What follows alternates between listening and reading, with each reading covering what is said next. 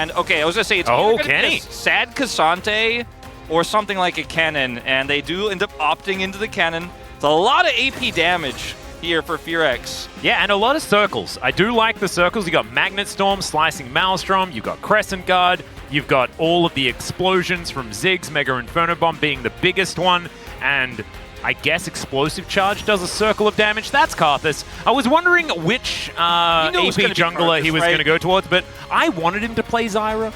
That's how you counter circles, with another circle. You remember that really great game that he played on Damwon against Genji where he pulled the Karthus out?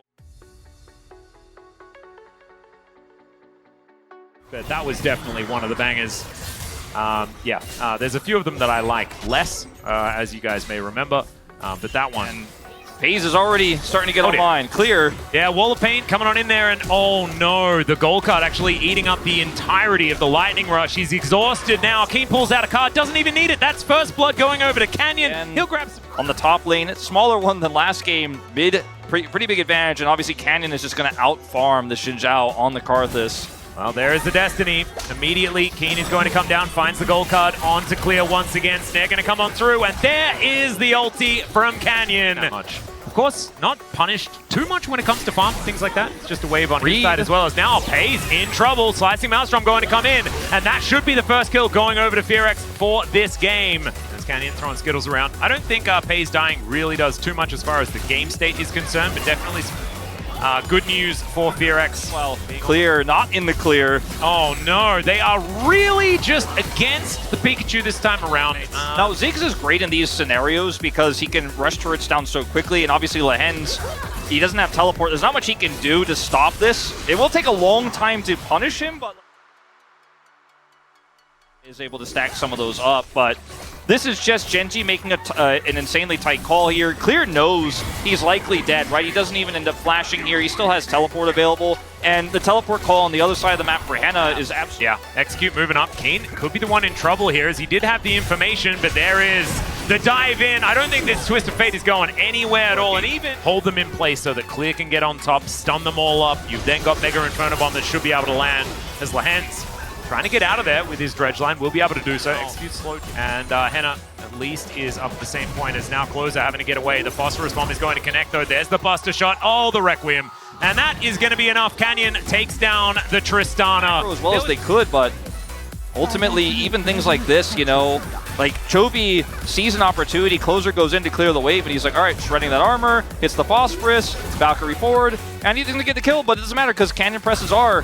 Yeah, that's more money for Karthus. And his whole team was rotating. We're talking about that 5v5 that we could potentially get just to. Haven't seen it. Yeah, Genji just deny it every time. They avoid FearX and... Oh, okay, there's the flash forward. Canyon may be caught out of position here. When Becomes Lightning comes in, Chovy will turn up. Mega Inferno Bomb coming down as well, as now Canyon trying to get in position so he can die at the right spot. Chovy's going to go down as well, though. That is two, but the Requiem coming in. Pei's should be taken down as the Explosive Charge, not actually to come through. Finally, he does fall, and that's the double for Closer and FearX. Because this is the type of play that you can't make with this draft for Genji. Everyone's too squishy. The Karthus especially, even if he dies, can get some value done as they're all so low. But with this Ziggs here, I think they definitely have the damage to sustain through. Raptor will tank it up here.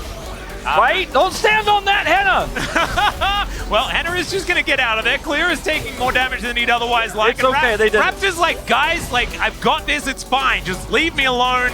And he is going to be able to get that walk away. That we were waiting for, that we were talking about, and it works. And this is just, again, a little bit of greed here from Canyon trying to shadow Chovy here. And it is cut straight through the river. And yes, you can have long-range spot with R for Karthus, but you also can with Ziggs. And with the Tristana in a fight like this, the resets are going to be insane. And they just don't have any consistent damage here without Chovy in this fight.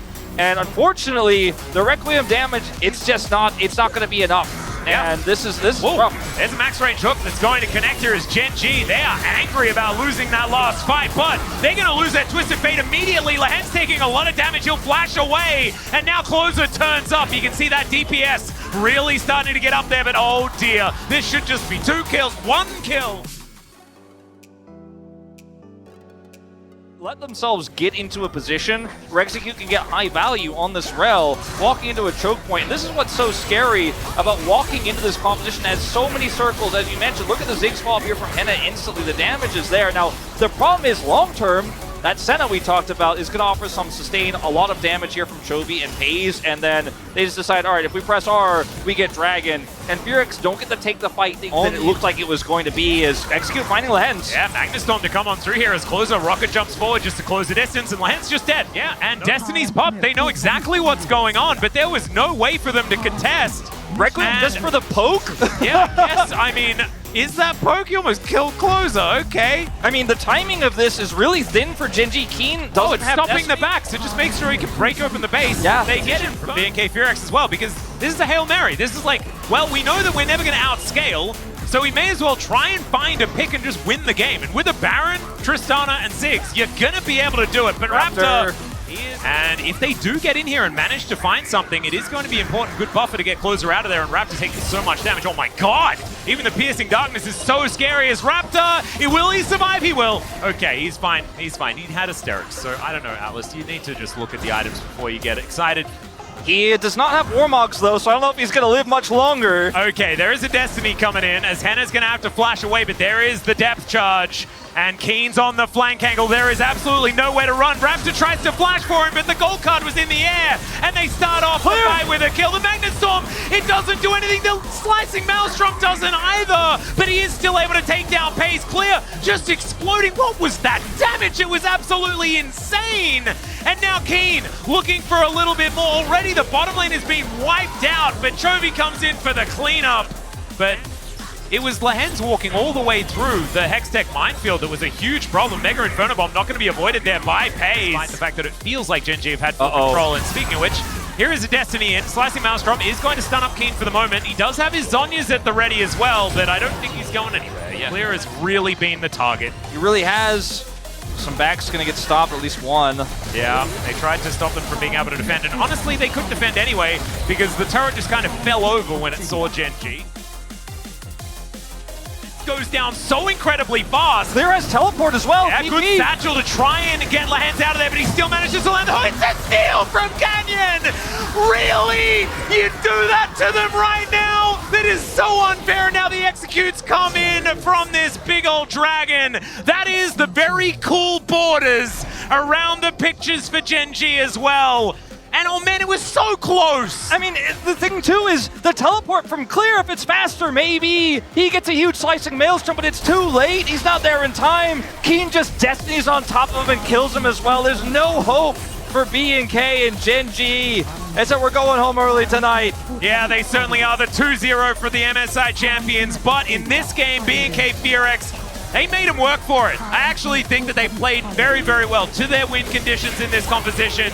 Just didn't quite work. And with the fact that they fell behind early, maybe we could have seen something different if the early game had gone better, but I think it was still a valiant effort. Still, Genji will walk away with a 2-0 in today's match.